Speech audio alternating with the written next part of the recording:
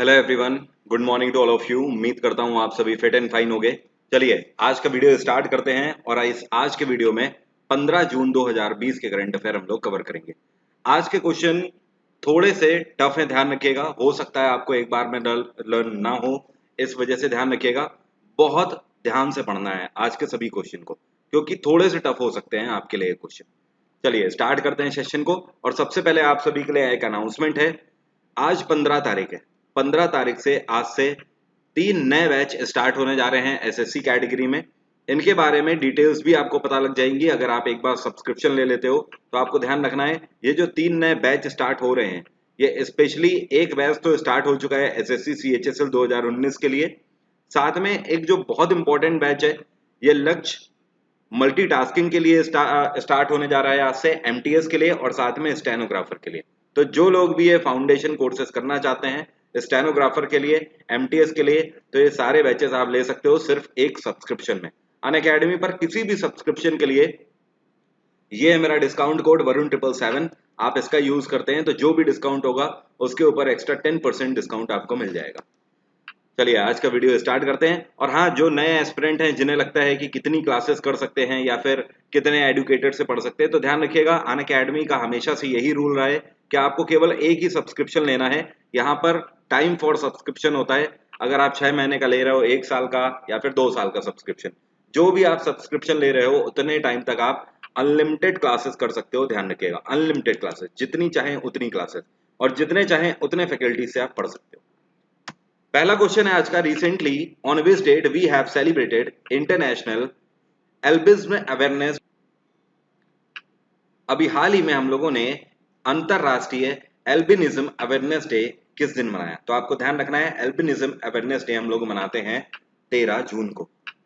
तो 13 जून को हम लोगों ने मनाया एल्बिनिज्म अवेयरनेस डे। ये जो एल्बिनिज्म है, इसी को एक्रोमेसिया भी बोलते हैं। क्या बोलते हैं? एक्रोमेसिया। ये बेसिकली एक डिसीज का नाम है, एक्रोमेसिया।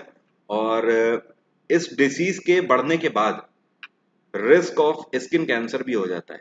बात आ रही है समझ? तो अगर ये बढ़ती है तो स्किन कैंसर होने का रिस्क भी बढ़ता चला जाता है। ध्यान रखिएगा, बहुत इंपॉर्टेंट थीम है इस बार की, साल 2020 की। इस बार की थीम है मेड टू शाइन। क्या है? Made to shine. अगला क्वेश्चन है। Recently on which date we have celebrated World Blood Donor Day. अभी हाल ही में साल 2020 का वर्ल्ड ब्लड डोनर डे हम लोगों ने किस दिन मनाया? ब्लड डोनर डे हम लोगों ने कल के दिन मनाया, मतलब 14 जून को। इसकी भी थीम ध्यान रखिएगा, इस बार की साल 2020 की थीम है save blood save life with the tag line give blood and make the world a healthier place. तो आपको ध्यान रखना है, third one is the correct answer. कल के दिन मनाया ब्लड डोनर डे। अगला क्वेश्चन है। Who has been appointed as the new health principal secretary by Tamil Nadu government. Tamil Nadu में ईके पलानीस्वामी की सरकार है। तो अभी हाल ही में ईके पलानीस्वामी की सरकार के द्वारा हेल्थ प्रिंसिपल सेक्रेटरी के रूप में किसको अपॉइंट किया गया है? या फिर आप ये भी बोल सकते हो हेल्थ डिपार्टमेंट में सचिव के रूप में कौन अपॉइंट किए गए हैं? इनके द्वारा अपॉइंट किया गया है डॉक्टर जे राधाकृष्णन को। क्या नाम है? डॉक्टर जे राधाकृष्णन। अगला क्वेश्चन है। Recently which state government launched poultry policy 2020।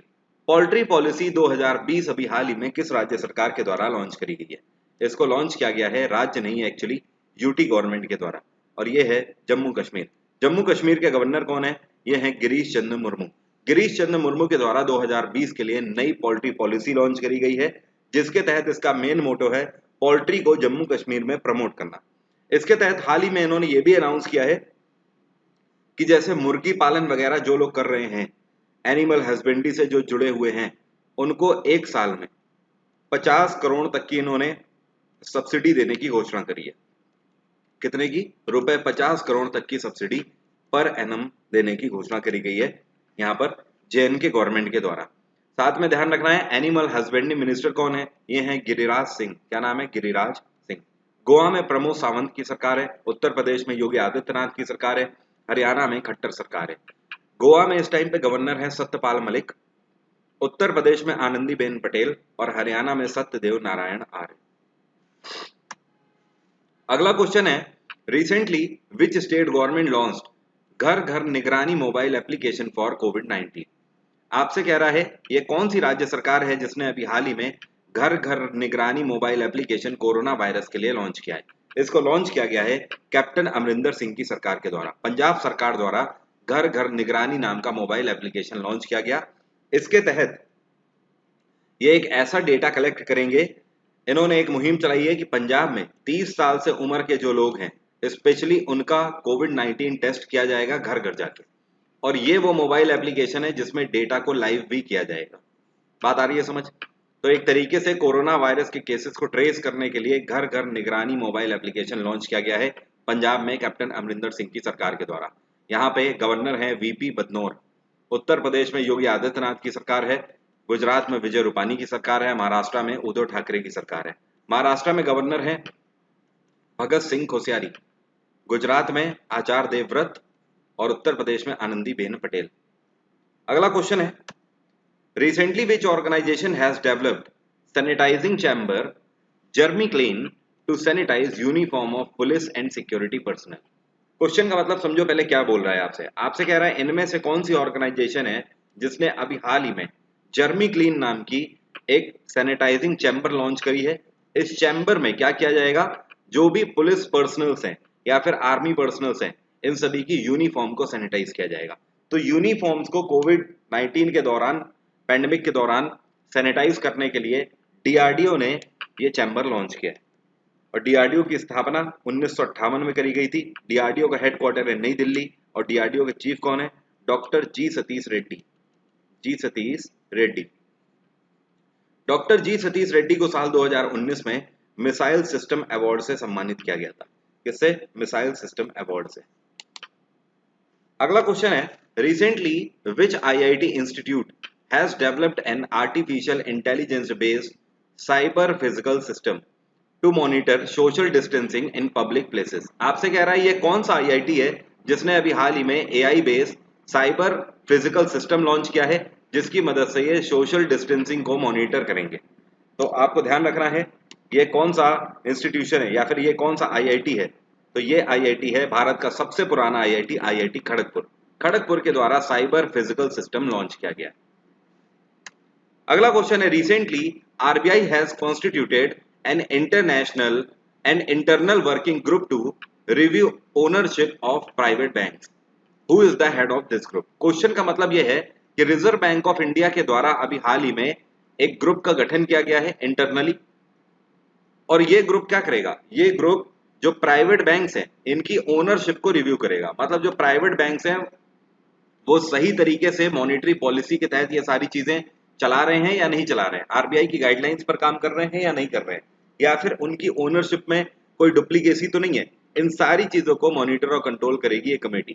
इस कमेटी के हेड कौन बनाए गए हैं? इसके हेड बनाए गए हैं पीके मोहंती। क्या नाम है? PK Mohanty. So first one is the correct answer. RBI की स्थापना 1935 में करी गई थी। आरबीआई के गवर्नर है इस टाइम पर शक्तिकांत दास। ध्यान रखिएगा ये आरबीआई के 25वें गवर्नर हैं शक्तिकांत दास। आरबीआई का हेडक्वार्टर क्या है? मुंबई। अगला क्वेश्चन है, recently who has become the first women to reach the deepest point in the earth? Challenger Deep के नाम से जिसको जाना जाता है। पृथ्वी का सबसे निम्नतम स्थान चैलेंजर डीप जिसको बोला जाता है, समुद्र के उस निचले स्तर तक अभी भारत पूरी दुनिया की पहली महिला ये कौन है जो कि चैलेंजर डीप तक पहुंची है? आपको ध्यान रखना है इनका नाम है कैथरीन सुलिवन। क्या नाम है? Kathryn Sullivan. ये फॉर्मर एस्ट्रोनॉट है अमेरिका की, ठीक है। और अभी ये पहले एस्ट्रोनॉट थी, अभी इन्होंने एक बहुत बड़ा कीर्तिमान स्थापित कर दिया है। फिलहाल अगर बोला जाए तो ये अमेरिकन जियोलॉजिस्ट है। क्या है? जियोलॉजिस्ट।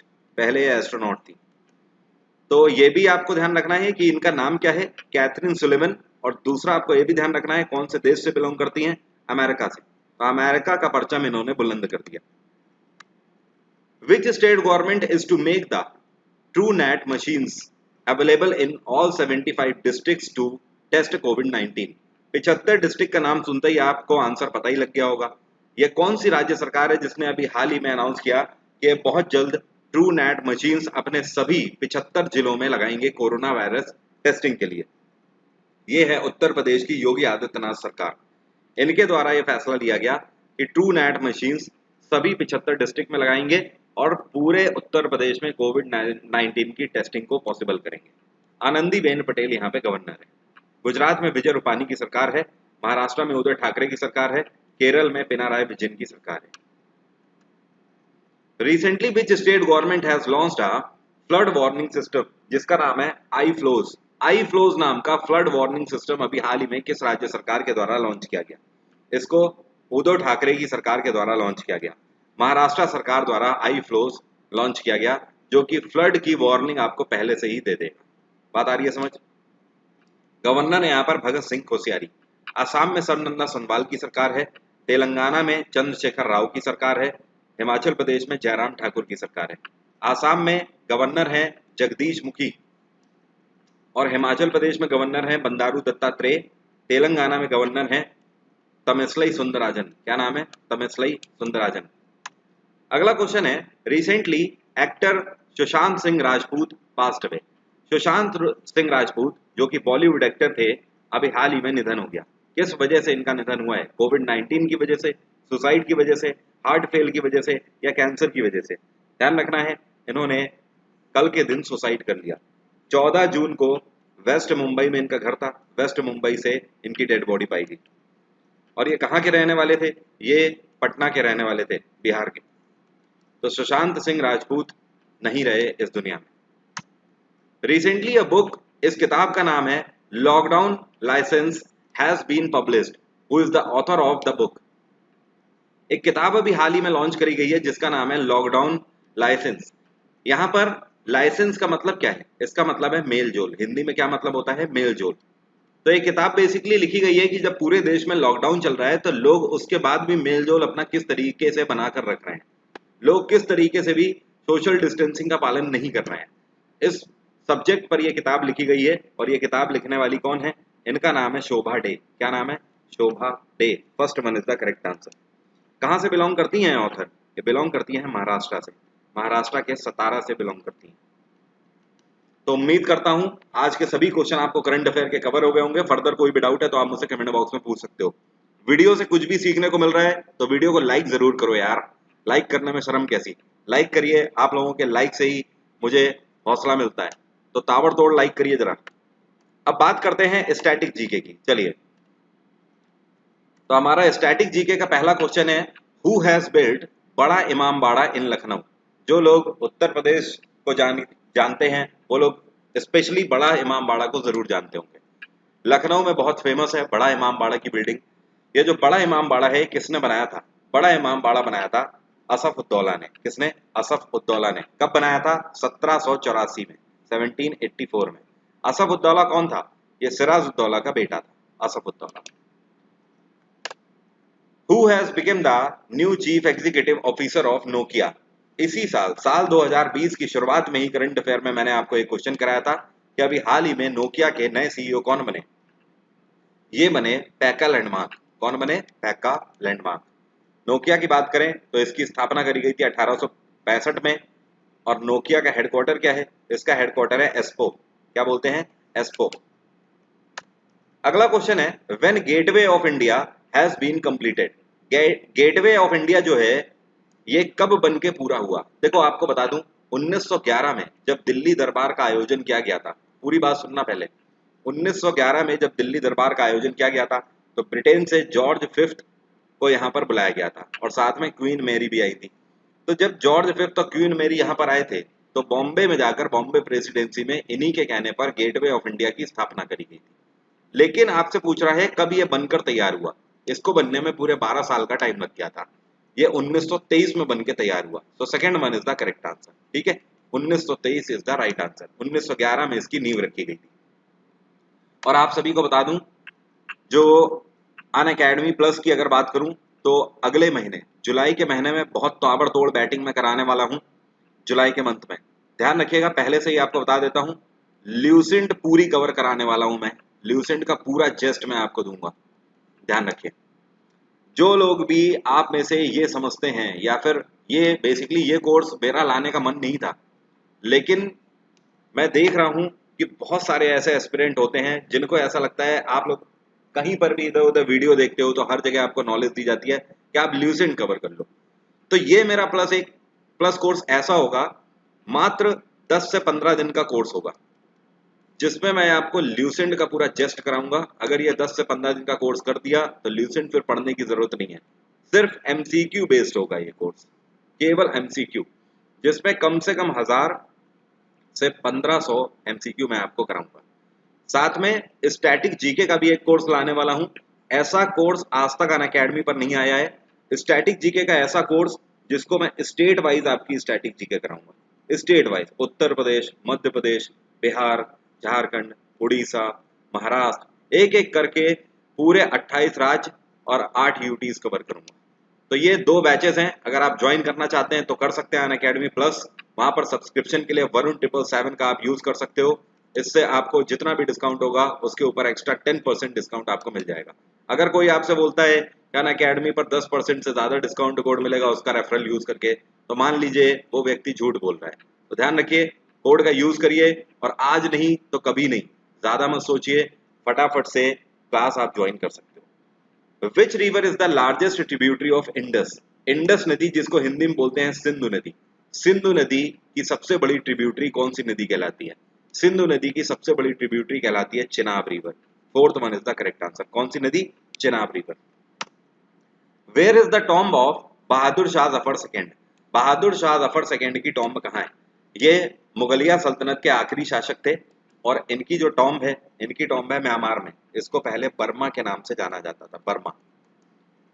तो बहादुर शाह जफर सेकेंड को 1857 की क्रांति के बाद अंग्रेजों ने रंगून भेज दिया था, 25 लाख रुपए सालाना पेंशन बांधकर। वहीं पर इनकी मौत हुई थी, और बर्मा में ही इनकी टॉम्ब बनी हुई है। उम्मीद करता हूं सभी क्वेश्चन आपको क्लियर हो गए होंगे।